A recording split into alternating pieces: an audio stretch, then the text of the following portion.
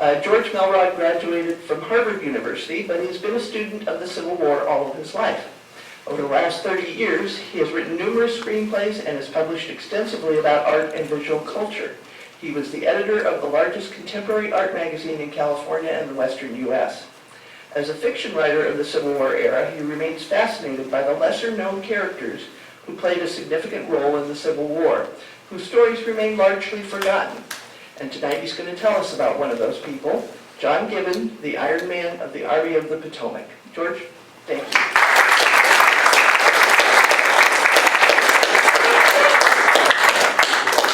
Thank you guys for having me. And if for any reason you can't hear me, something let me know. Let's just dive into it. There he is, John Gibbon, Iron Man of the Army of the Potomac. 1863. Yeah. On the evening of July 2nd, after 2 days' brutal battle, General George Gordon Meade gathers the generals of the Army of the Potomac for a council of war. One by one, they cast their votes to stay and fight along their current defensive lines. As they adjourn, General Meade takes aside General John Gibbon. If Lee attacks tomorrow, he says, it will be in your front. What? Who? John Gibbon? Who is this guy? One of the most dependable, hard-fighting officers in the Army of the Potomac. Gibbon played a central role in almost all their major battles for the last 3 years of the war. But he was a complicated man. As a Southerner who fought for the North, he believed in discipline and merit and had little patience with those who fell short.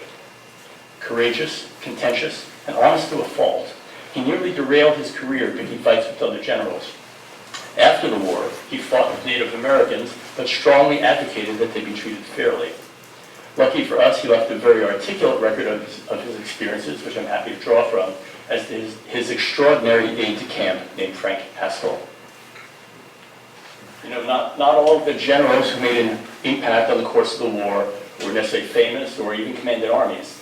And these are the characters that I tend to seek out and find most interesting.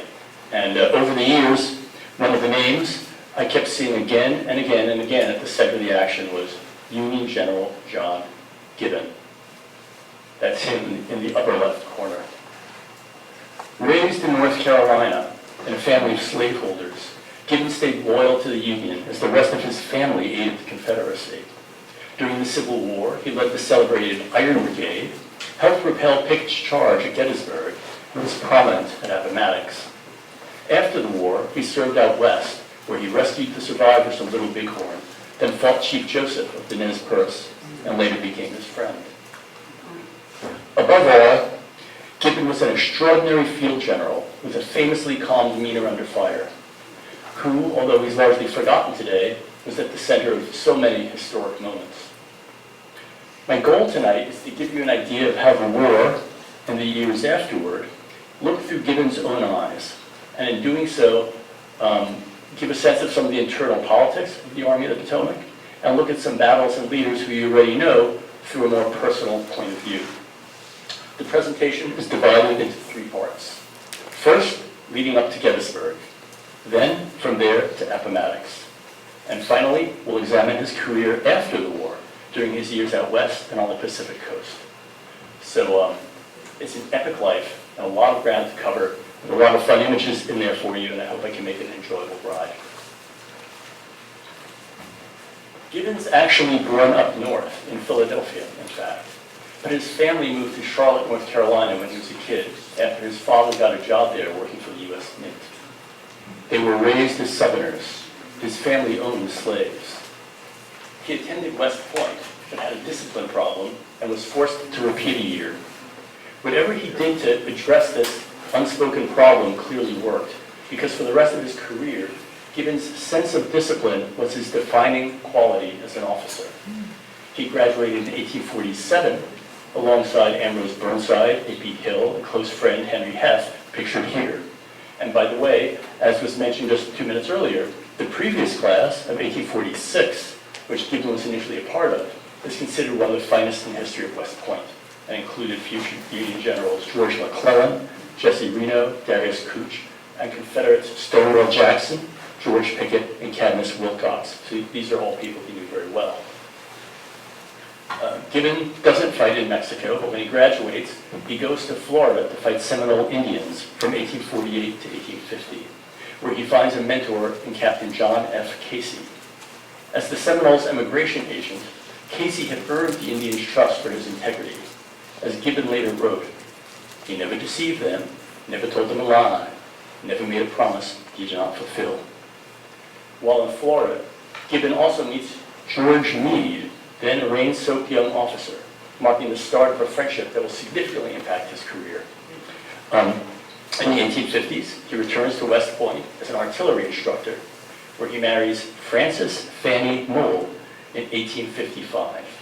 And in 1859, he authors The Artillerist's Manual, an encyclopedic treatise which will later be used by both sides in the war. And this is one random page taken from it, gives you an idea of what the illustrations look like. This is an illustration of horse artillery. When secession erupts, Gibbon is stationed at Camp Floyd, Utah, as captain of the 4th United States Artillery, Battery B. He's sent east to Fort Leavenworth, where, as a Southerner, he's faced with an agonizing decision. He decides to stay loyal to his oath and to the Union. Meanwhile, his older brother, Lardner, joins the Confederate Ordnance Department, while his two younger brothers, Nicholas Biddle Gibbon and Robert Gibbon, join the 28th North Carolina Infantry. That's their battle flag. And note, by the way, that this engraving shows a portrait of Gibbon's older brother, Lardner Gibbon, as a U.S. naval hero from 1851, when he was among the leaders of an American expedition to explore the Amazon.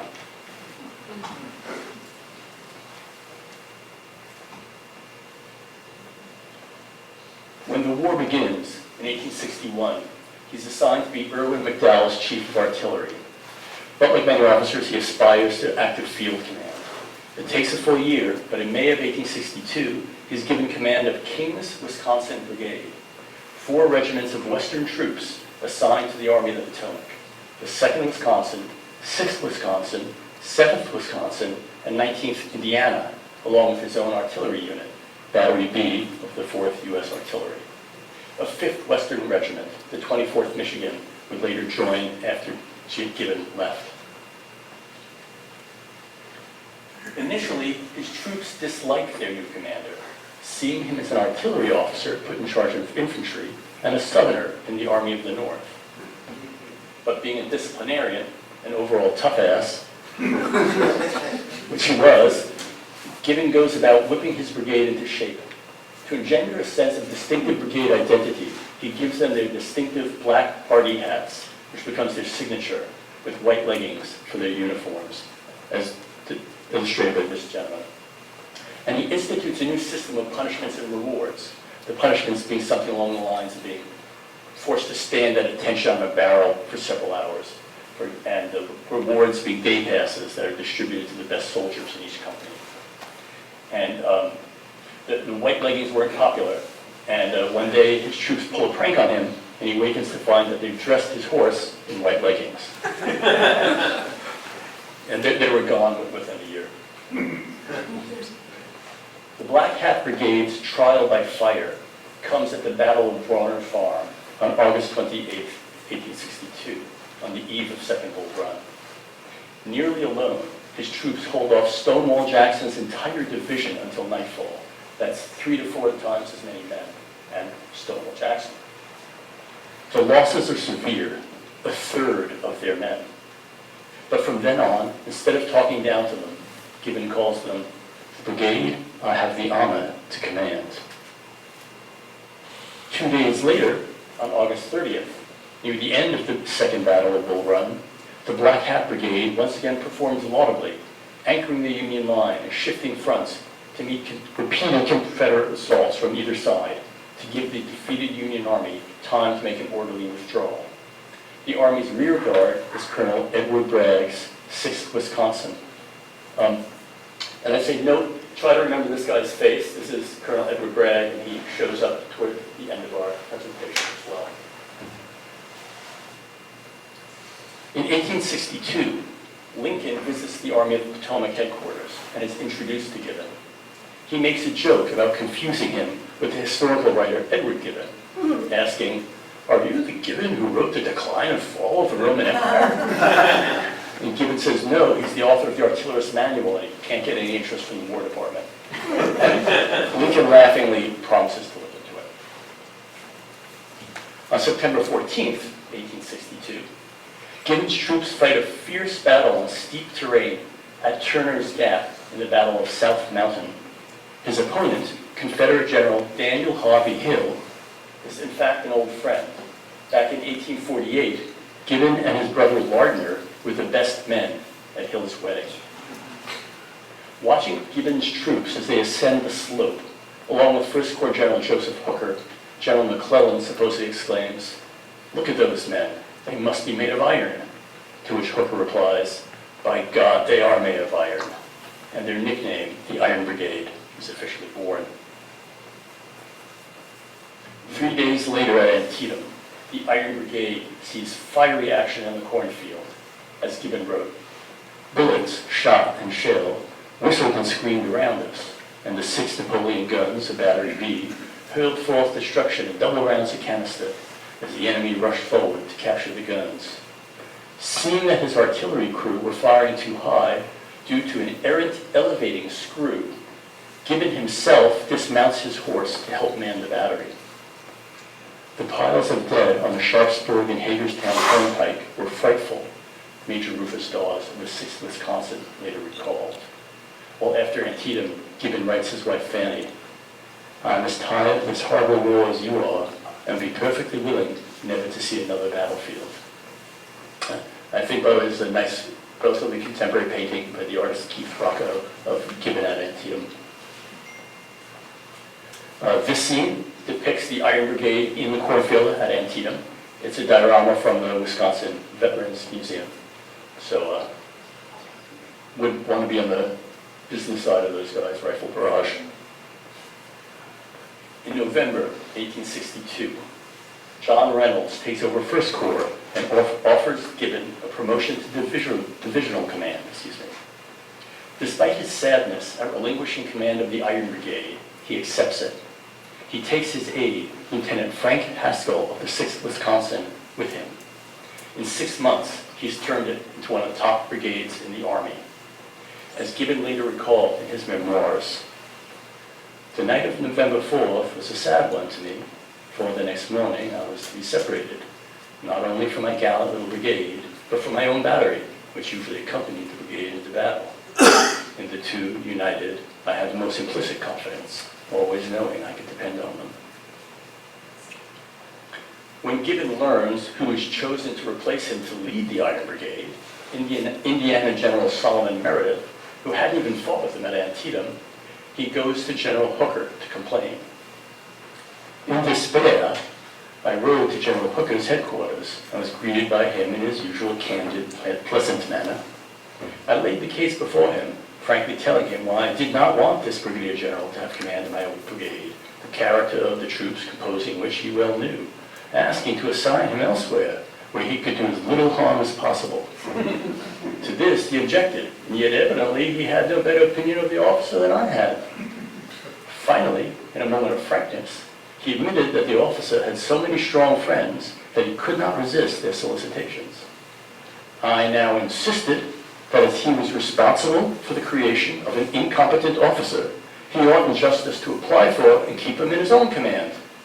This he positively declined to do, and we parted in no very good humor with each other."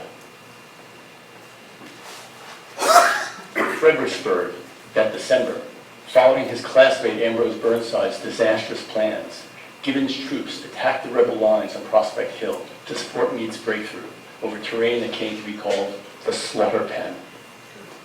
Unsupported by his superiors, his men are finally forced to withdraw.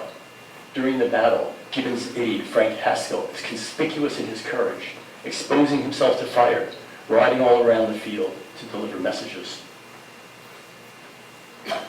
Here's a map from the Battlefield Trust, and I don't know if you can see the names of the units that well, but among the regiments that Gibbon's troops are attacking head-on is the 28th North Carolina, and that's the regiment with his two younger brothers. Here's Gibbon, 28th North Carolina. So the phrase brother against brother is not just a cliche. Wounded in the wrist, Gibbon is sent to Washington to recuperate, where he sees his wife and is visited by Lincoln, giving the anxious president an update on the battle. On his return to duty in March 1863, Gibbon is assigned 2nd Division and the 2nd Corps. The commander of the 2nd Corps is initially Gibbon's West Point classmate, Darius Couch, but after the disaster at Chancellorsville, no longer willing to serve under Hooker, Couch asked to be reassigned, and he's replaced by Winfield Scott Hancock, who had already earned the nickname Hancock the Superb after the battles of the 7 days the previous year. So, Gibbon was promoted from brigade command to divisional command in the fall of 1862, and hoped eventually to attain command of his own corps. What does that mean? Let's look at the chart and get a sense of the numbers, roughly how many regiments in a brigade, maybe 3 or 4 brigades in a division, probably 2 or 3 divisions in a corps, and any number of corps in an army, depending how big it is. But, the bottom line is, he wanted to have the most men under him and the fewest generals over him telling him what to do. But, as a Southerner and as a professional soldier who didn't have senators or politicians from his home state of North Carolina to lobby Lincoln on his behalf, he knew that every promotion that he ever received would be entirely from merit.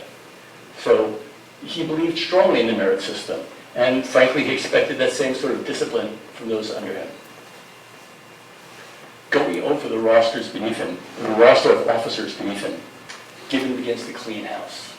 First, he removes one of the division's brigade commanders, Alfred Sully, after some mutineers refused to fight because their enlistments were about to expire, and Gibbon himself is forced to defuse a tense standoff, and he has him court-martialed. On June 17th, Gibbon's 2-year-old son, John Jr., dies, and he takes a brief leave to console his wife. On his return, he removes Colonel Joshua Owen, who had led the so-called Philadelphia Brigade. Finding the brigade lax on discipline and rife with stragglers, Gibbon actually has Owen arrested and replaces him with a highly regarded disciplinarian named Alexander Webb. As the 2 armies arrive at Gettysburg, Gibbon again finds himself facing off against old friends and family. On July 1st, it is Gibbon's old friend, Confederate General Henry Heth, who initiates the battle, while right behind him is A.P. Hill's entire corps, while Cadmus Wilcox is on the opposite side of the terrible fighting on day 2. In fact, Wilcox, Heth, or Hill, his West Point classmates, were often on the other side of the battlements from Gibbon over the next 2 years. J. Johnston Pettigrew, shown here, was Gibbon's cousin. A striking intellect, he'd been a professor at the U.S. Naval Observatory and written a book about Spain. On July 3rd, he helps lead Pickett's charge, technically the Pickett-Pettigrew-Trimble charge, and is killed during the retreat from Gettysburg. Among those fighting under him in Pickett's charge was the 28th North Carolina, whose ranks include Gibbon's younger brothers. During the first 2 days at Gettysburg, Gibbon's impact is notable. On day 1st, Gibbon's old unit, the Iron Brigade, provides its greatest contribution of the war, holding off Lee's advancing army for most of the day, buying time for the rest of the Union Army to arrive. On day 2, when Sickles foolishly splits the Union line by moving his 3rd Corps forward, several of Gibbon's units see ferocious fighting, while Hancock famously sends in the 1st Minnesota to fill the gap. It's one of the most heroic efforts in the war, as during the 10 minutes before reinforcements can arrive, the 1st Minnesota takes 82% casualties.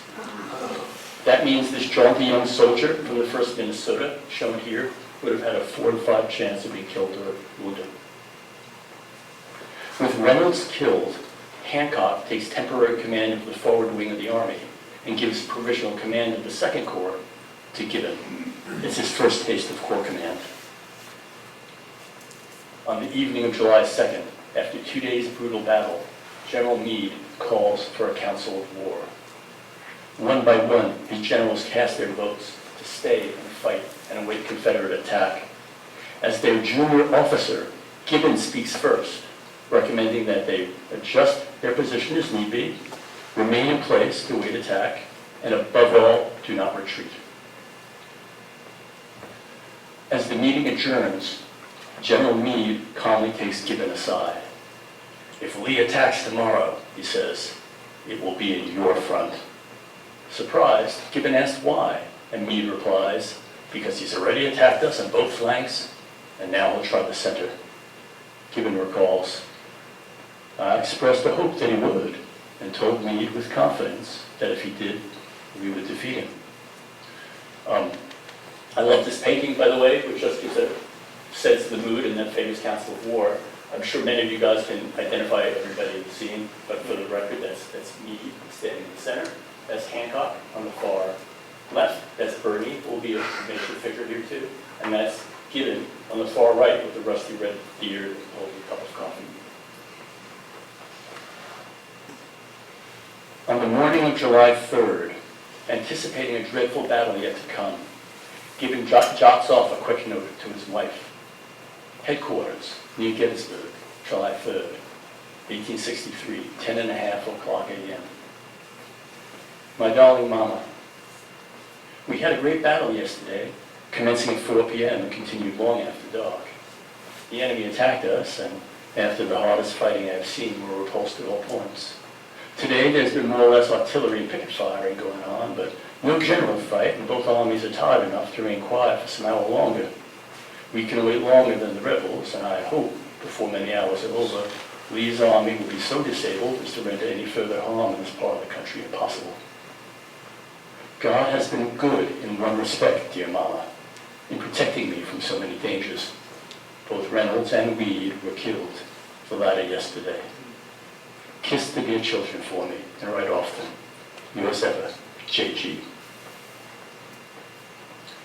Gibbon had just finished sharing a noontime lunch of stewed chicken and coffee with General Meade when the Confederate artillery barrage began. Racing toward the front, Gibbon found himself amidst the most infernal pandemonium it has ever been my fortune to look upon. Very few troops were in sight, and those that were hugging the ground closely, while the artillerymen were all busy at their guns, thundering out defiance to the enemy whose shells were bursting in and around them at a fearful rate. Hurriedly rode to the top of the hill where a magnificent sight met my eyes. The enemy, in a long grain line, was marching toward us over the rolling ground in our front, their flags fluttering in the air. Behind the front line, another appeared, and finally a third. And then the whole came on like a great wave of men, steadily and stolidly. Excuse me. Let's see if I can move this. Hastily telling Haskell to ride to General Meade and tell him that the enemy was coming upon us in force, and we should need all the help he could send us. I directed the guns of Arnold's battery to be run forth to the wall, loaded with double rounds of canister, then rode down my line and cautioned the men not to fire until the first line crossed the Gettysburg Road. Gibbon isn't much of a character in the famous book Ronald Maxwell film Gettysburg, but he does appear, and he appeared prominently right before the Battle of Gettysburg, and that's him in the center. He's pointing, and this is about the Second Corps flags, and he's placing artillery, and what he's saying is, load the cannon, double canister, and double canister being you bring twice as many shells or grape shot in the cannon to maximize the carnage, particularly for close quarters fighting. As Haskell himself later described the scene, General Gibbon rode down the line, cool and calm. In an unimpassioned voice, he said to the men, "Do not hurry, men, and fire too fast. Let them come up close before you fire, and then aim low and steadily." The coolness of the general was reflected in the faces of his men. Then the thunder of our guns, first Arnold's, then Cushing's and Woodruff's, and the rest, shake and reverberate through the air. Here's a detail from the Gettysburg cyclorama, which is on view at Gettysburg, the great circular painting, which shows Gibbon urging on his men with Haskell in front of him. Gibbon, Haskell. In my eagerness to get the regiment to swing out, I spurred my horse in front of it and waved forward the left flank. I was suddenly recalled to the absurd position I assumed by the whole regiment opening fire. I got to the rear as soon as possible and galloped back to my brigade, to my division, and attempted to get the left of that to swing out. While so engaged, I felt a stinging blow behind the left shoulder. I soon began to grow faint from loss of blood, which was trickling from my left hand. I directed Lieutenant Mole, my aide, to turn over command of the division to General Harrow and left the field, the sounds of the conflict on the hill still ringing in my ears. Sent by Gibbon to inform Meade, the head of the Army of the Potomac, of the dramatic Confederate advance, Haskell returns to the front to find a scene of chaos. Unable to find either Gibbon or Hancock, he rides to the angle at the center of the line when, his words, "Great heavens, were my senses mad?" The larger portion of Webb's brigade, there by the group of trees in the angle, was breaking from the cover of their works and falling back by a fear-stricken flock of confusion. The fate of Gettysburg hung upon a spider's thread. Ordering the men to halt and face about, he and Webb strive desperately to rally the brigade. Oh, where is Gibbon? Where is Hancock? Some general, anybody with the power and the will to support that wasting line. As a last resort, I resolved to see if Hall or Harrow could not send some of their commands to reinforce Webb. Not a moment must be lost. Colonel Hall I found in the rear of his line, sword in hand, cool, vigilant, and directing the battle of his brigade. "How's it going?" he asked as I rode up. "Webb is hotly pressed and must have support or he'll be overpowered. Can you assist him?" "Yes." "You cannot be too quick." "I will move my brigade at once." "Good." He gave the order, and in briefest time, I saw 5 friendly colors as 5 friendly regimental flags hurrying to the aid of the imperial 3, and each color represented true battle-tried men. And again, this map is from the Battlefield Trust, shows Pickett's charge. You can see Hancock takes all of Pickett's charge, and Gibbon takes about 2/3 of it, with Alexander Hayes, another division commander, taking the northern section of it. Posted at the angle, at the center of the Union line, is the Philadelphia Brigade, while the tough Irish 69th Pennsylvania desperately holds the copse of trees, and the 71st and 72nd Pennsylvania are overwhelmed. General Webb, who'd been in command for just 6 days, strives valiantly, along with Haskell, to rally his men until the other 5 regiments arrive. So the point being, even while Gibbon is off the field, wounded in a field hospital, it's the 2 guys that he hand-picked who are holding it together and preventing a disaster from Pickett's charge. Wounded badly in the shoulder, Gibbon is taken to a field hospital where he sees Hancock, who is wounded in the thigh. In their absence, Haskell rallies Gibbon's division. He receives praise from numerous Union officers on the scene. Gibbon later writes, "We always thought that to him, more than any one man, are we indebted to the repulse of Pickett's charge." It is Haskell, in fact, who then tells Meade of the results of Pickett's charge. In his words, "General Meade rode up, accompanied alone by his son, who was his aide-de-camp. As he arrived near me, coming up the hill, he asked in a sharp, eager voice, 'How's it going here?' 'I believe, General, that the enemy's attack is repulsed,' I answered. Still approaching, a new light began to come up in his eyes of gratified surprise with a touch of incredulity. 'What? Is the assault entirely repulsed?' 'It is, sir,' I replied. 'Thank God!' And then his right hand moved as if it would have caught his hat and waved it, but this gesture he suppressed. Instead, he waved his hand and said, 'Hurrah! Hurrah!' A short time later, Haskell finds Gibbon lying near Hancock at the field hospital. And, quote, "When he saw me, he began to hurrah and wave his right hand. He had heard the result. I said, 'Oh, General, long and well may you wave.' And he shook me warmly by the hand." 2 weeks later, Haskell sent an account of his experience at Gettysburg to his brother Harrison in Portage, Wisconsin. But it wasn't until 1898 that his story was officially published. When it was re-released in 1958, his account was hailed by Bruce Catton as one of the genuine classics of Civil War literature. And when Ken Burns made his famous film about the Civil War in 1990, he took Haskell's words for the title of the episode in Gettysburg. He called it The Universe of Battle.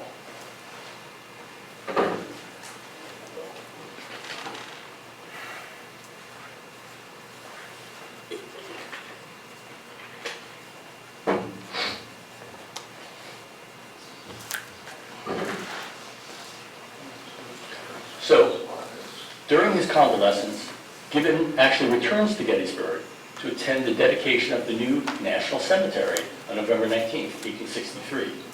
He revisits the battlefield with his aide and now close friend, Frank Haskell, returning just in time to hear President Lincoln deliver the Gettysburg Address, making them among the very few people to both play a significant role in the Battle of Gettysburg and then to hear Lincoln's famous speech. That's the famous photograph, of course, of Lincoln just at the stand to give the Gettysburg Address. Over the winter, as he's recovering from his wound, Gibbon is back with his wife and children in Philadelphia, but he still gets embroiled in Army politics, proposing a separate artillery corps. He also writes a letter defending Meade when Meade is called before Congress to answer accusations that he intended to retreat from Gettysburg by General Sickles, whose recklessness on day 2 had cost so many lives. Meanwhile, Meade was reorganizing the Army of the Potomac and considered giving Gibbon command of the 6th Corps, shifting Sedgwick to the Shenandoah. But in the end, Sedgwick stayed put, and Gibbon was disappointed not to receive any promotion. As he later wrote, "I must admit I was not enthusiastic about taking the field again. Twice recommended for promotion by Army commanders, but the promotion did not come, and I began to lose heart. This view of the matter was, I am free to admit, not patriotic, but it was human." By March 1864, Gibbon was well enough to return to duty. By now, U.S. Grant has been called east and is planning his overland campaign to break Lee's army and take Richmond. But after recuperating with his wife and children, Gibbon missed them greatly on returning to the field. As he wrote to Fanny, "My whole soul is wrapped up in you and my dear children, and however I may be occupied, I am never satisfied until I hear constantly from you." And when he returned to the front, he kept their pictures with him in his tent, showing them off endearingly to any visitors who should call on him. On his return to duty, he's once again given command of the 2nd Division and the 2nd Corps under General Hancock, shown seated at center. Among his fellow division commanders are Francis Barlow and William Birney, a highly formidable fighting team. Let's pull this team into focus, shall we? At left, Francis Barlow, the boyish Harvard graduate, known for wearing his checked flannel shirt and open uniform coat. He looked, in the words of one of Meade's staff officers, like a highly independent mounted newsboy. But the looks were deceiving. Wounded badly at Antietam, then left for dead at Gettysburg on Barlow's knoll, he had returned to lead Hancock's 1st Division. At Spotsylvania, his assault on the Confederate line at the Mule Shoe resulted in some of the longest hand-to-hand combat in the war, a nearly unbelievable 21 hours. David Bell Birney, standing at center, was from a family of abolitionists, but who, in almost the reverse of Gibbon's story, was born down south in Alabama and raised in Philadelphia. Resented by some for his pale and puritanical demeanor, he was an ardent abolitionist, unlike Gibbon, who was a conservative Southern Democrat. On the 2nd day at Gettysburg, his division of the 3rd Corps was almost entirely decimated. Later promoted to command the new 10th Corps in the Army of the James, made up of both white and African-American troops, he died of typhoid fever in 1864. Seated at center, Winfield Scott Hancock, the tough Pennsylvanian, still plagued by pain from the thigh wound he incurred at Gettysburg, with a bearded Gibbon standing on the right. And by the way, note the 2nd Corps trefoil logo flag that's hanging in the tent. But if the 2nd Corps was by now among the most distinguished fighting units in the Army of the Potomac, the brutal fighting in the Overland Campaign would cause massive Union casualties and leave it badly depleted, with many of its best officers killed or wounded. Among the casualties is General Alexander Hayes, who had fought beside Gibbon at Pickett's charge and was one of Grant's best friends, who was killed in the Wilderness. Also General John Sedgwick, who shot 4 days later at Spotsylvania, whom Gibbon had dined with just the night before. It was the last I ever saw of this honest-hearted, brave old soldier, Gibbon recalled, for the next day in his own line, while observing the enemies, he was shot in the head and killed instantly. And I think some of these photos from the overland campaign of the dead bodies are just shockingly contemporary to this day. Despite the carnage, Gibbon holds firm. In May 1864, after the Battle of the Wilderness, Meade's aide, Theodore Lyman, wrote, "By the roadside was Gibbon, and a tower of strength he is, cool as a steel knife, always, and unmoved by anything and everything." Later he described steel-cold General Gibbon, the most American of Americans, with his sharp nose and up-and-down manner of telling the truth, no matter whom it hurts. And this is kind of the quintessential photo of Gibbon taken by Brady in the studio. Having moved on from his role as Gibbon's aide, Haskell was now a colonel with the 36th Wisconsin. Although eager at the chance for field command, he was somber about the outcome of leading such inexperienced men into battle. "You see," he explained to an old college friend, "I have a green regiment. I cannot get behind the lines as I might do in the case of seasoned troops. I shall be obliged, always, to lead. And of course I shall be shot." On June 3rd, Haskell assumes command of the 1st Brigade, 2nd Division, 2nd Corps, after its leaders killed at Cold Harbor, attacking the enemy works. Soon after, Haskell himself is shot in the head and instantly killed while leading a futile charge against the firmly entrenched Confederate lines. "My God," Gibbon cried, "I've lost my best friend, and one of the best soldiers in the Army of the Potomac has fallen." This is a sketch made at that time by the great Harper's Weekly artist Alfred Wood, who, traveled along with the Army and was witness to it, and it shows some of the chaos and brutality of the fighting at Cold Harbor, as well as one of the few battles Grant later regretted. When he returns to 2nd Corps, Gibbon had again been assigned General Owen, the guy he had arrested, to lead the Philadelphia Brigade. And once again, he has him ousted after his sluggish performance at Cold Harbor, which was a bizarre incident. But worse, the dispute with his superior, Hancock, which starts with a miscommunication, escalates into a highly stressful feud. And I'm going to go into it just a little bit of detail because I think it's fascinating, these two great generals. In his memoir, Gibbon, is Hancock now? In his memoir, Gibbon describes the inciting incident. "To my surprise, General Hancock turned to me and said, 'General Gibbon, is your division in motion?' I replied, 'No, sir, I have received no orders to move it.' He exclaimed, 'I gave you an order half an hour ago to move it up.' With some considerable surprise, I said, 'General, I received no such order, but simply want to hold it in readiness to move, which was given, and my troops are awaiting orders.' He insisted that he give me orders to move, and I replied with some asperity, 'General, either I am very stupid this morning, or you are unintelligible, for I certainly did not understand you to give any such order.' As he sometimes did when he was very much excited, he appealed to the staff officer around him to confirm his statement.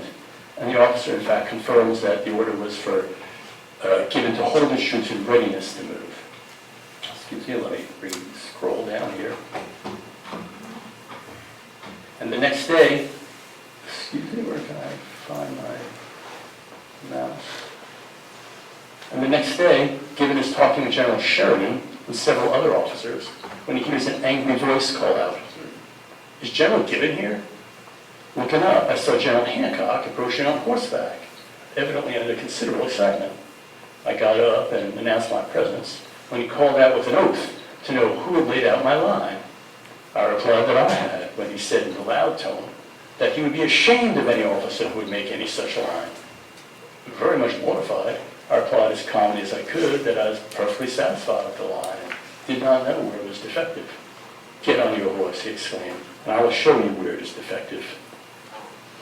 Hurt and mortified at such an exhibition from one with whom my relations had always been so cordial for so long, I mounted my horse and silently accompanied him to the line, where Hancock points out a spot where Gibbon's men had dug a berm a few inches too low, to which Gibbon points out that the placement of his artillery actually made that berm a moot point.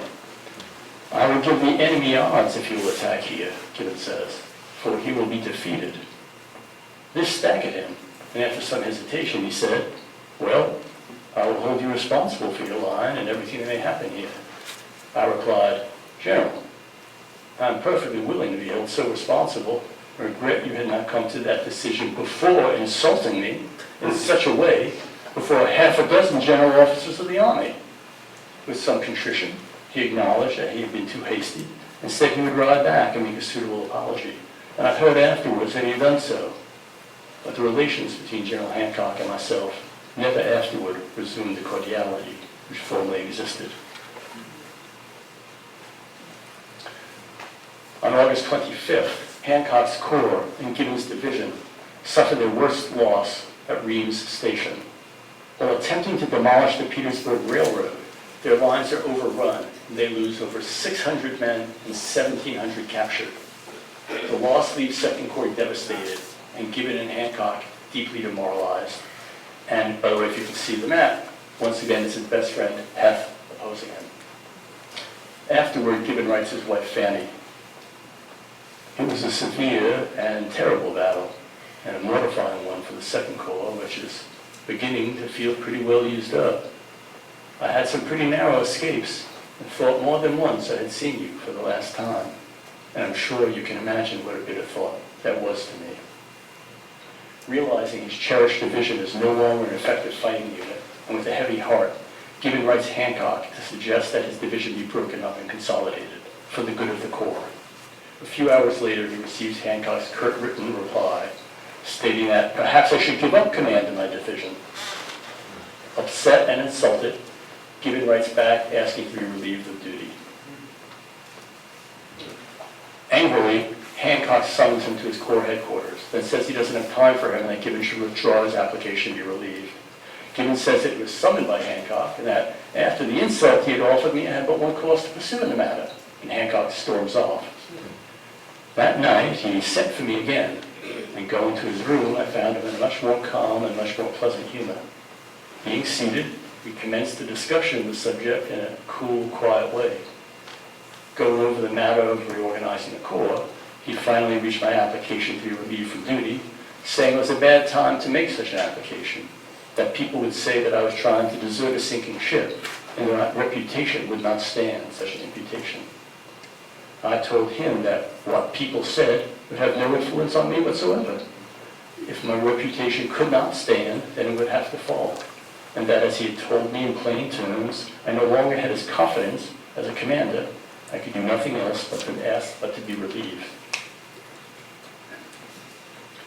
We must have talked for 2 hours on the subject, he urging me to withdraw my application, and I refusing, telling him plainly that his note to me was an insult. At last, he asked to look at his letter, and I handed it to him. He read it over and said, "I was mad when I wrote this. I told him I was aware of that, but that could make no difference to me. Finally, he said, 'Suppose I withdraw this letter.' I said, 'All right, General. If you withdraw, the matter's ended, and I authorize you to stop my application to be relieved.' He stuck the note in the candle, set it on fire, and threw it in the fireplace, and we parted on tolerably good terms. But there was a soreness of feeling remaining, probably on both sides, which never entirely disappeared." In June, Gibbon had been promoted to Major General, and in September he's put in charge of the 18th Corps by Grant when General Edward Ord goes on sick leave. The relief of getting away from my disagreeable surroundings was very great, Gibbon recalled candidly. But when Ord recovers, he returns to Second Corps. When Hancock resigns from the Army in November due to nagging pain from his Gettysburg wound, Gibbon hoped to replace him at the head of Second Corps. When that didn't happen, he actually attempts to resign again. But in the end, he stays, and in January, he's named to command the newly formed 24th Corps in the Army of the James, under General Ord, a commander for whom Gibbon had the greatest respect and regard, and whom he would happily serve under in the last half year of the war. And that's a determined-looking Ord on the left, and that's the insignia of the new 24th Corps, the Gibbon's Corps on the right, which you can see perhaps ironically as a heart.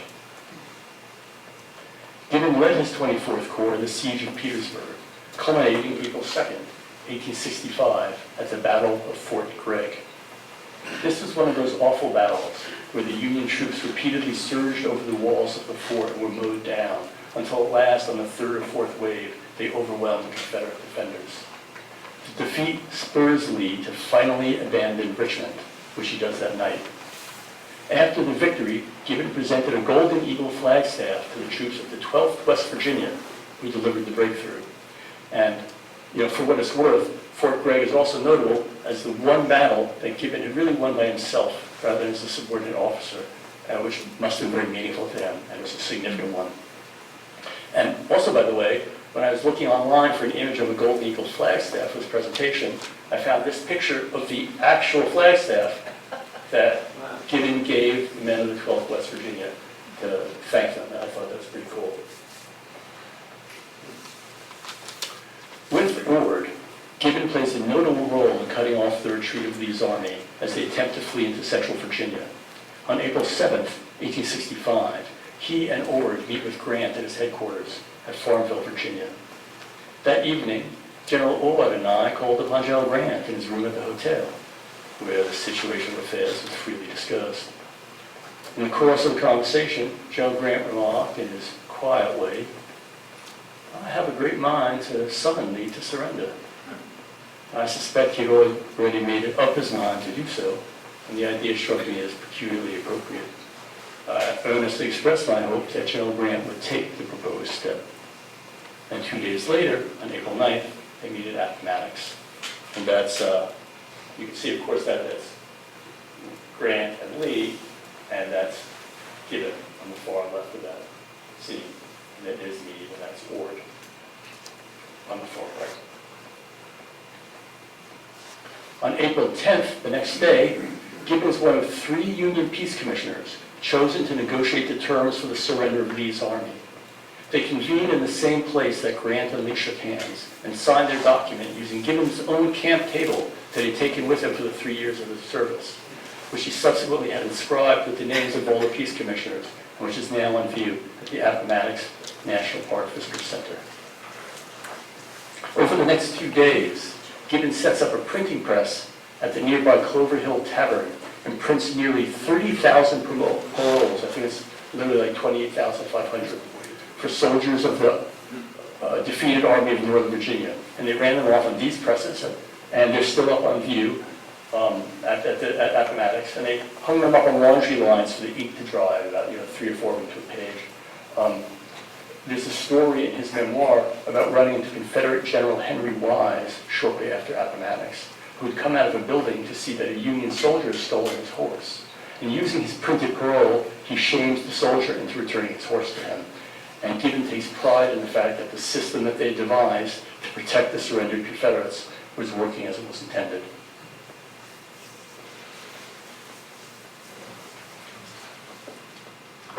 At one point, during the final days of the war, one of his sisters made her way to the Federal lines on a flag of truce boat, where she met John and was escorted north. John had sent a message to his brother, Nicholas Biddle Gibbon, who fought with the 28th North Carolina, suggesting that he come along with her if it was agreeable. His younger brother curtly declined the invitation with the message, "It would not be agreeable." This photo, taken May 1st, 1865, by Alexander Gardner, shows Gibbon conveying captured Confederate colors from the Battle of Fort Gregg, which he won, to Washington, D.C., where they were to be ceremoniously presented to Secretary of War Edwin Stanton, along with 14 soldiers under his command who were awarded the Medal of Honor. And that's Gibbon in the center with his hand on his belt. You see he's aged a little bit, and one of these guys is his aide-de-camp, which is his brother-in-law. It's his wife's brother. On June 13th, 1865, he assembles his corps on the headquarters review ground in Richmond, Virginia, in the defeated Confederate capital, and makes a short speech thanking them on behalf of a grateful country. "By your discipline, long marches, and hard fighting, you've established for yourselves a name to second to none in the Army," he says. He tells them as they enter civil life, they should always wear the Corps insignia with pride, as a reminder of the glories of the 24th Corps. He then dismissed the men. And to us, he writes in his memoir, the Great Civil War was a thing of the past.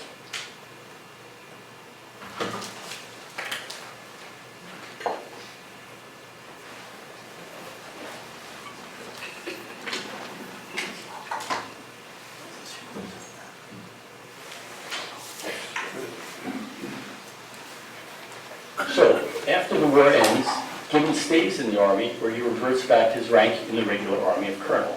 And by 1868, he finds himself in charge of Fort Sanders, Wyoming. Well, it turns out Fort Sanders is the site of a big meeting to discuss the Transcontinental Railroad in July of 1868. The Union Pacific leg of the route was running behind schedule due to conflicts between the railroad's president, Thomas Durand, and his chief engineer, General Grenville Dodge, over the line's route, with the corrupt Durant wanting to run the line, unsurprisingly, through land that he'd just purchased. And a summit meeting was called, and General Grant, on behalf of Washington, made it clear that they expected Dodge to be the one in charge, as kind of an all-star cast of characters. There are a few photos in this scene, and I know this was a little hard to see. This is the inserts from another one, and this in this series, and this detail is the only picture I ever found of Gibbon with his wife, and actually with his kid too, and that's Grant, by the way, standing next to him in the straw hat. So, you know, given how much Gibbon clearly cared about his family from reading about him for all these months and years, I felt that I was very happy to find the photo and felt it wouldn't have been complete without it. And a close-up of this little photo here too. This is July 1968. This is Sheridan and his wife in civilian garb. That's Gibbon standing next to him. That's his wife, Fanny. That's Gibbon's children. That's General Grant in his top hat. That's Sherman, also in civilian garb with kind of a bowler hat. It's kind of cool to see these guys in civilian garb, where we're so used to seeing them in uniform. And that's presumably Gibbon's dog. He doesn't get much mention in the memoir. And this is Thomas Durand, kind of amply Mephistophelian over there in black. In 1869, Gibbon took command of the U.S. 7th Infantry, first in Utah, then in Montana. And in 1871, he personally explored the passes of the Rocky Mountains to find the eastward route taken by Lewis and Clark on their return from the Pacific Coast in 1806. Today it's known as Gibbon's Pass. Gibbon truly loved the great outdoors, so it's fitting that he's linked to the establishment of Yellowstone National Park. While stationed in Montana in 1871, Gibbon provided men and expertise for the Hayden Geological Survey, which explored Yellowstone. And he later wrote an article extolling the region's natural wonders. And by the way, this photo depicts the Gibbon Falls on the Gibbon River. In spring of 1876, Gibbon was called on as a fighter in the Great Sioux War, along with Generals Alfred Terry and George Crook. And that's Sitting Bull with his family in the center. After failing to obtain the Black Hills, the sacred lands of the Lakota Sioux, via treaty, in May of 1876, the government sent out 3 army columns to converge on their hunting grounds to pick a fight. One from the Dakotas, led by Terry, including George Armstrong Custer and the 7th Cavalry. One led by Crook from Wyoming, and a 3rd column from Montana, led by Gibbon. Custer's cavalry would be heading out in front. On the 21st, Gibbon, Terry, and Custer met aboard a steamship anchored at the Yellowstone at the mouth of the Rosebud to discuss their plans. The next day, on June 22nd, Custer, decked out in his buckskin garb, led his troops in a review for Terry and Gibbon. Custer was in excellent spirits at the prospect of action and in independent command, and Gibbon chaffed with him. There would be plenty of Indians, Gibbon remarked, and there was no need for Custer to be greedy. To this, the flamboyant trooper replied equivocally, "No, I think not." Arriving on the field 4 days later, June 26th, Gibbon found an oddly silent scene. Nearly the whole valley was black and smoking with the fire that swept over it, he recalled. As I approached a bend in the creek, I came upon a dead soldier lying on his face near a dead horse. He was stripped, his scalp gone, his head beaten in, and his body filled with bullet holes and arrows. Once Gibbon sees the carnage and realizes that Custer had already fought his battle without them and been killed, it falls to Gibbon and his men to bury Custer and his men and to rescue the survivors from the companies of Reno and Benteen. From Gibbon's memoirs, the poor wounded claimed my first care. The 7th Cavalry remained upon the bluffs during the night and early the next morning moved down to the scene of Custer's conflict to perform the mournful duty of burying the remains of their slaughtered comrades. As we moved through the darkness, the silence of night broken only by the tramp of men and horses and the groans of the suffering wounded, I could not help contrasting the scene presented with that gay spectacle we had witnessed only 6 days before, when Custer's splendid regiment moved out in solid column, with its guidons fluttering in the breeze as it disappeared from our sight over the bluffs at the mouth of the Rosebud. But that's not his only Western battle. The next year, he's ordered to help fight the Nez Perce. In 1877, after being forced to give up their ancestral lands in the Pacific Northwest, the Nez Perce Indians start out for Canada, led by elder Chief Joseph and youthful warrior Looking Glass, with a band of 750, including over 200 warriors. Ordered to stop them, Gibbon leads 161 soldiers and civilians to try and end them off. At the Big Hole, from August 9th to 10th, Gibbon loses 30 men, while the Nez Perce lose 33 warriors and 50 women and children.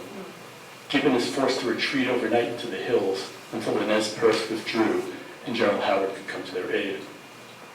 But the battle is a big blow to the Nez Perce, and 2 months later, Chief Joseph surrenders to General Howard with one of the, I think, saddest and most eloquent statements in American history.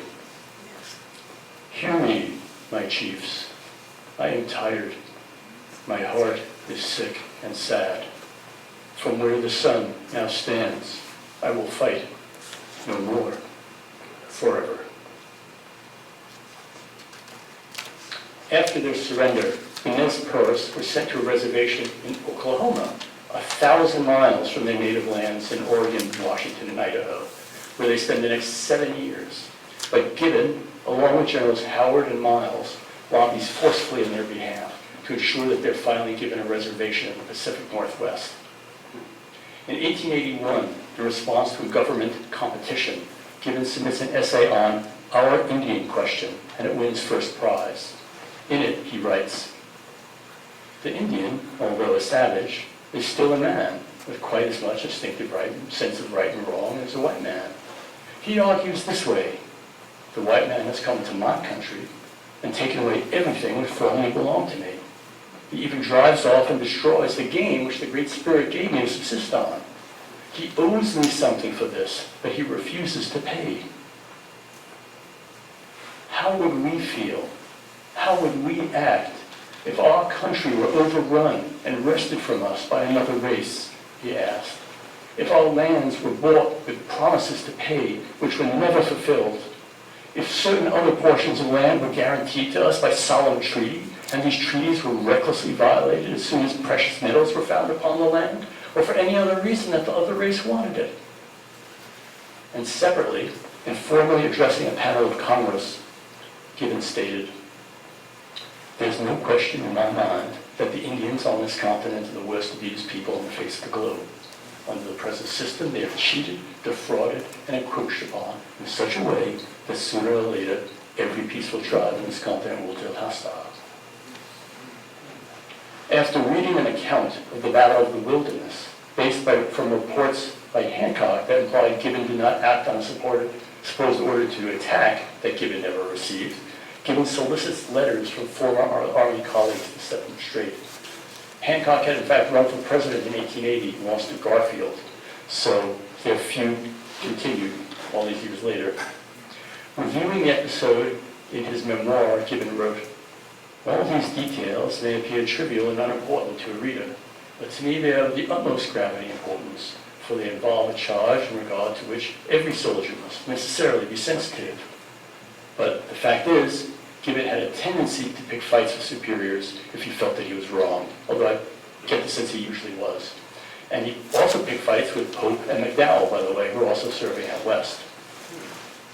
In 1879, by now commander of the Army, Sherman writes Gibbon a respectful rebuke.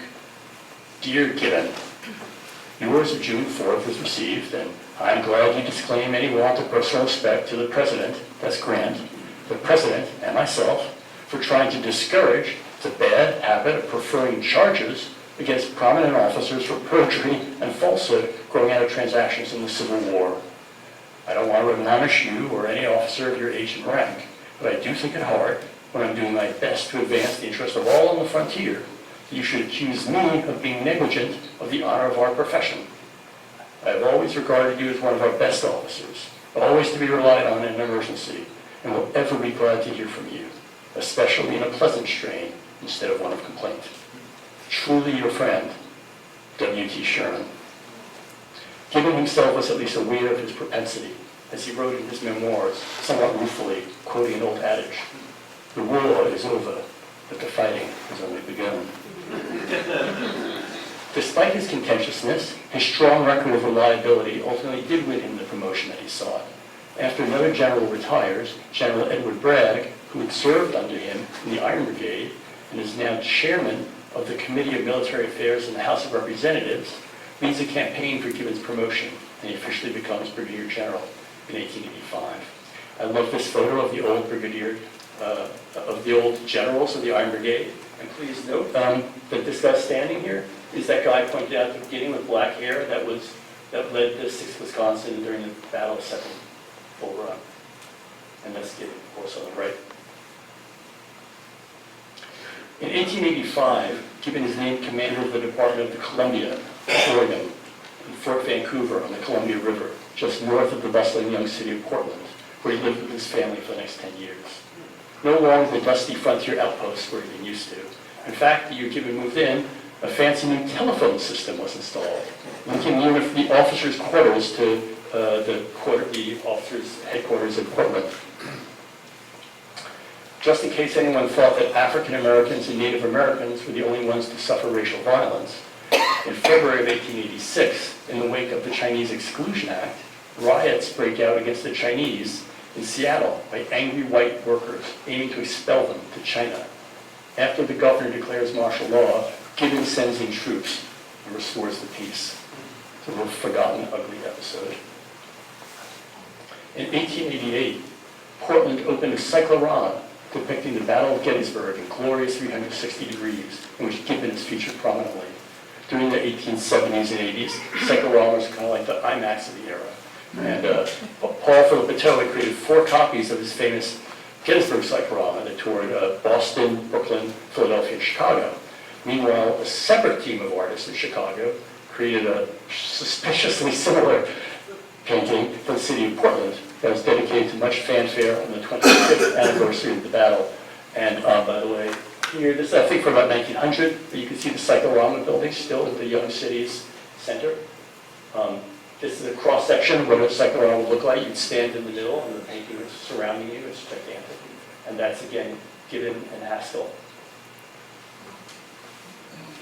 Although he had seen Philippeau's version in Chicago, because he was wounded before the peak of Pickett's charge, he'd never seen the full thing in person, so he was fascinated. And in 1888, he views the cyclorama in Portland with a group of officers. His one critique is, "They had me riding a sorrel, but I was on a grade."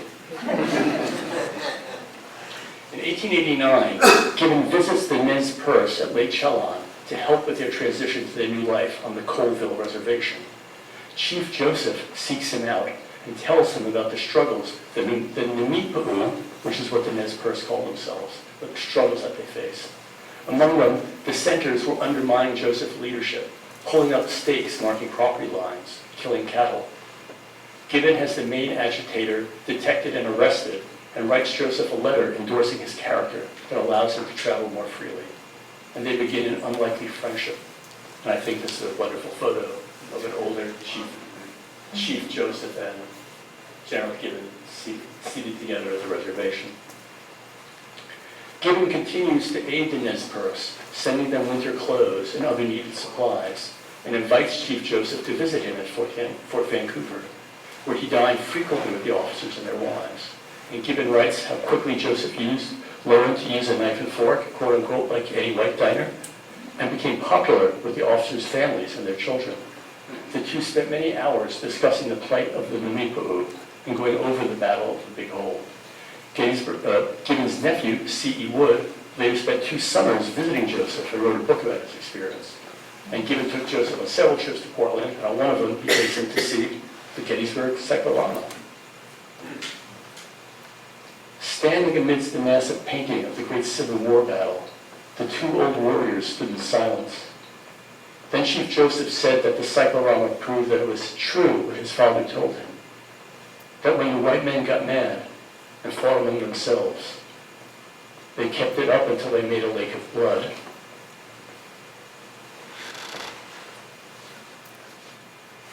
But if the death and carnage he witnessed on the field of battle haunted Gibbon, he didn't show it. Indeed, he spent much of his later years revisiting those heady days, re-examining the challenges, the battles, the honors, and the slights. He wrote numerous articles and 2 memoirs on his Civil War years and on his adventures out west, edited by his daughter that remained unpublished for decades. By then, of course, Hancock had died, and Meade, and Grant. His close friend Haskell had died over 35 years before. Evermore he was chasing ghosts. Toward the end of his life, it is said that Gibbon was traveling from Blacksburg, Wisconsin, and heard of a local Iron Brigade reunion and decided to stop by. Upon knocking on the door of the venue, the gray-haired general was asked by a veteran who he was, to which he replied, "General Gibbon, and I'm still looking for the bastards who dressed my horse in my weddings." At this, he was greeted with a startled smile, as all the years and wounds now disappeared amid the spirit of camaraderie with the men he had fought with in the years of the Great Civil War, and who, like him, had survived the lake of blood. And then the door was opened and he was welcomed inside. And with that, he kind of fades into obscurity. Ironically, 2 years after Gibbon's death, in 1896, Haskell's Gettysburg memoir was published, and both Gibbon and Hancock are reintroduced to the public as major heroes of the Battle of Gettysburg, along the lines of the Jeff and Michael Schauer books today, fighting together side by side to repulse Pickett's charge. Kind of a final gift from one deceased friend and comrade to another. A statue of General Gibbon at Gettysburg was proposed in the early 1900s as one of 5 Pennsylvania-born generals. No, Pennsylvania. It was only finally commissioned in the 1980s. It was dedicated on July 3rd, 1988, on the 125th anniversary of the battle. One of the newest monuments on the field, it stands firmly at the center of the Union line, a fitting testament to the man whom we can fairly call the Iron Man of the Army of the Potomac. As Gibbon's biographers, Dennis Lavery and Mark Jordan, conclude of his legacy, today, Gibbon has faded from public memory, and that is too bad, for he was an interesting man. Honest, sturdy, individualistic, courageous, combative, and in battle apparently nerveless. He stands as one of the best Civil War combat leaders, an excellent example of the sort of officer on whom other men could build victories. And here's some of my sources. Both Gibbon's memoirs and biography are pretty obscure, though Haskell's engaging account is still available in mass market paperback. Anyway, I really enjoyed getting to know this forgotten general's story and his character, and I'm happy to answer any questions you may have about him if I can.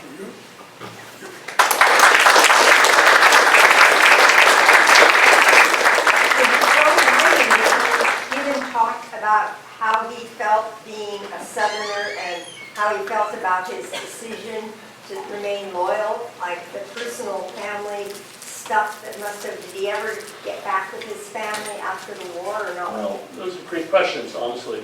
They wrote their memoirs in a different way than we do now, where, everything, the most intimate, ugly things are just thrown out on Twitter or something. And then they're much more refined. So he doesn't talk too much about it. I mean, You know, I read that part at the very beginning of the research 2 or 3 years ago, so it's possible to get a line that didn't stick with me. I know he felt very strongly that he was a professional soldier. It was his country. He had taken an oath. You can get a sense he's a very proper person. And I did try to follow all the threads of family throughout, and I was very heartened to see how, like, he stayed in touch with his sister, and his sister wanted to see him, and he brought her across the lines. And the younger brother was like, no, you know, I mean, George Thomas is probably the most famous Southern soldier fought for the North. His family, you know, wouldn't have anything to do with it afterward. And, so I looked in vain for hints of what happened there, and I get a sense that the younger brothers being closely reconciled can't. But I do know that he stayed in touch. He became friends with Hef again after the war, which I think is powerful. So. Now, could you tell us about how it is that you were interested in John Gibbon and how you went about writing this wonderful presentation? Well, it's a lovely question, and it's a luxury. Look, I've always loved the Civil War, honestly. I'm not selling anything here. This is it, you know. So I do a lot. I do it, if I may, use soldiers' vernacular. I do a shit ton of research. You know, spread over 2 years to do it, gathering images. I love gathering the images, and the images are and you know, I felt again and again, we know the big stories. And it's, the small stories of the Union soldiers are interesting too. But here's a guy that made so much of a difference, and you just don't, and they're, you know, they're very profound stories. And I've written screenplays too, and I kind of go into it saying, what can I learn about the guy's character? How can I kind of shape it like a screenplay a little bit to have characters that recur throughout their lives in different ways, and what are the art that this guy does with different difficult decisions that he makes. You know, I started by, because he's what I think helped this presentation to me was finding the first-hand voices. So he had 2 memoirs, and I ended up buying both of them and reading both of them. And Haskell had written, and his book's about Haskell a little bit too. So as soon as you're there, you feel commitment to these guys, and what they're going through. And you know, Haskell's killed halfway through the talk, and it's a little shocking even to me, because he's the guy, you know, you think he's your narrator, and he's the guy that's going to survive, because his thing is published. So you just realize that, you know, but anyway, I think particularly given just the things, he was there again and again and again and again, just behind the scenes. And I really enjoyed getting to know him. And I'll also say too, it's like we do have a tendency to project back in history our moral compass. And it's very hard to apply a moral compass from 2024 to 1864. Because this guy was a kind of a conservative Southern Democrat. But he clearly had a deep moral compass in his own way. And I found that very interesting. I found he's a good guy to look at the nuances of morality in a totally different era. Did you travel to do your research, or were you just... No. In fact, I was kind of locked in because of the pandemic. And I felt like I've got a year or 2 ahead of me. And I made this a deep dive. But I'd been to Gettysburg like many people as a kid. I'm curious whether you think his character was responsible for the fights that he got into with his peers and his superiors. Or did that kind of come with the territory of having the responsibility of battalion leaders and, you know, kind of, battles of egos, and, you know, there's so much pressure. Well, I love that part. I also want to say, when I was first researching it, I go, okay, there's an ugly little squabble, so I don't need to include that, or the flag and the attacks, and that would be what the presentation's about. But you get into it, so much more interesting, the human side of it, and how these guys, you know, did have disputes. I found in almost all of the disputes, look, I'm only reading his side, but almost all the disputes, I took his side very clearly, feel that he was in the right. And was very impressed by the fact that he basically cashiered these 2 guys out of the army when he took over command, right a week before Gettysburg. And then literally it's the guy he put in to say this brigade desperately needs discipline. That ends up being the central brigade at the middle of Pickett's charge. So he knows what he's doing. You know, he's following his own charter, but it's really firmly sounded. And I have a feeling his objections to political nonsense, for example, with the Iron Brigade guy to Hooker, is completely legitimate. I just spent 6 months training these guys. You're going to put a political, a political nobody in charge of it. It's not fair to the men. So I admired him. That said, maybe there's a hint of that Southern honor thing where he just wouldn't back down. I hear the way he describes the stuff with Hancock. I never hear him saying, General, I'm just honored to serve with you, and I regret the misunderstanding. They say, no, I must insist that now I shall retire entirely because of your presumptuousness. There's a little bit of that enjoying being aggrieved, I think, that didn't serve him well. I don't think he needed to pick fights again later in his life. But, the thing about Hancock is so interesting. And again, I studied the Civil War a long time. But you kind of think of the battle, as an amateur, you think of the battle almost horizontally, then this happened, and this happened, and this battle, and that was over. But with Hancock, and particularly, it became clear to me how the Overland campaign was an entirely different type of war. That it almost went from, Revolutionary War, World War I, World War II in a few years. You're having siege warfare and just utterly brutal. And these corps that were defined by their fighting soldiers and their officers, suddenly they're losing their command, their commanders. So they're losing that entire command structure, they're losing half their soldiers. Their 3-year enlistments are running out, and you're getting new green soldiers who don't know what they're doing. And it was very, very demoralizing to them. You do try to keep your guys alive, so when they're just being mowed down, it's very painful. So I felt a lot of sympathy for both Hancock and Gibbon, because nobody wanted to be blamed, their soldiers. But I think that was the stress of just how deeply painful that last 9 months of war was for them. Of course. After the Civil War, when he went into the Indian thing more, did he talk about Custer and his any kind of perception of why he was kind of a dude? No, he didn't, he didn't. There's a sort of reserve in the way he talks about people. Even when he talked about that guy Solomon Meredith, the Iron Brigade general that he wanted removed, he talks about, has the anecdote about going to Hooker. He doesn't use the general's name. And so there's a certain reserve that I kind of admired. But he talked about him being kind of flamboyant and, heading off a little. He was very anticipating being in battle. So I think you can read between the lines. And then on Grant. Grant, there are a lot of them. If I found more colorful quotes about Grant and Lincoln and Sherman, I probably would have put them in. I didn't find him, but he obviously admired Grant very much.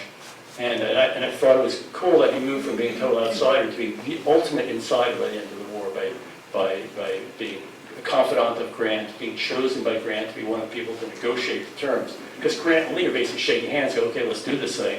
You guys work it out. And how do you surrender an army of 30,000? So, I get the sense he's respected as a consummate professional, and that's how I came to look at him. And I came to see his prickliness as defending his, and again, because he was fighting his friends, killing his friends and family for the sake of a cause, and then being treated poorly by it. So I spent a few years with him, but I'm willing to let him off the hook for being a little prickly.